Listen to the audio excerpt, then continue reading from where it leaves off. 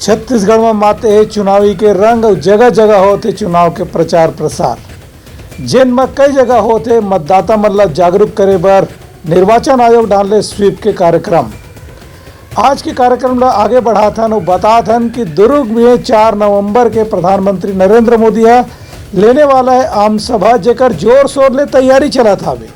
इस तारतम्य में रविशंकर स्टेडियम में रखे गए पुलिस के कड़ा सुरक्षा। प्रदेश में विधानसभा चुनाव पर जम्मू राजनीतिक दल के नेता मन प्रचार अभियान में तेजी ले आए हैं। यही कड़ी में भारतीय जनता पार्टी के प्रत्याशी मन के पक्ष में आम सभा पर प्रधानमंत्री नरेंद्र मोदी 4 नवंबर के दुर्ग अवैया हैं। प्रधानमंत्री के आम सभा दुर्ग के रविशंकर स्टेडियम में होने वाला है, जहां भव्य तैयारी करे जाते। एक बार नेशनल सिक्योरिटी गार्ड के जवान मन के संगे संग राज्य शासन के पुलिस बल के द्वारा भी सुरक्षा के इंतजाम करे की तैयारी करे जाते।